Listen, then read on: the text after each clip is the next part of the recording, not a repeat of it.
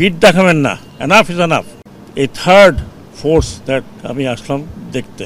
আপনারা জানেন আমি প্রথমে পুলিশের ওখানে গিয়েছি, তারপরে আনসারদের ওখানে গিয়েছি, আজকে বিজিবিতে আসলাম। যারা আহত এখানে বোধহয় ওন্ডের আর কেউ নেই। আমি এখানে দুটো কথা বলেছি যে আমাদের এই ফোর্সগুলোকে দানব বানিয়েছে। এই দানব বানিয়ে যার ডেসক্রিপশন শুনলাম 15 বছর এই ফোর্সগুলোকে দানব বানিয়েছে। যারা বানিয়েছে তাদের আমি পারি আর না পারি, I will take them to international court. তারা কত লোক মেরেছে, প্রত্যেকটি ইনস্টিটিউশন ধ্বংস করেছে।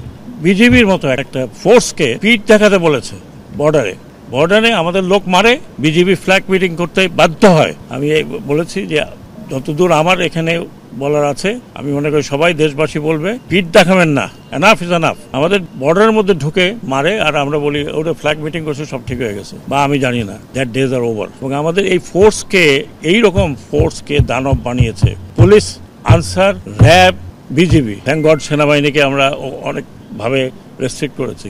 এগুলো ন্যাশনাল ফোর্স, এটা কারো পার্সোনাল ফোর্স না। আমি মনে করি আমি এখানে দাঁড়িয়ে কথা বলছি, হয়তো এরপরে আপনাদের সাথে এত কথা বলবো না। I will try to bring them on to the justice, দেশে এবং দেশের বাইরে, সে যত বড়ই হোক। আমার হাতে যদি পড়ে I straight way put them into jail. আর আমরা অলরেডি কিছু অ্যাকশনে গিয়েছি উইদিন দি পুলিশ ফোর্স, যারা পুলিশকে দানব বানিয়েছে। আপনারা মনে করেন না যে আমি শুধু আপনাদের সাথে পেপটক করি। This party was worse than fascist party. Exactly what the fascists did. Propaganda and make the state, যারা বর্ডার রক্ষা করার কথা তাদেরকে বলে পিঠ দেখাও। No more. Inshallah it is not going to be anymore.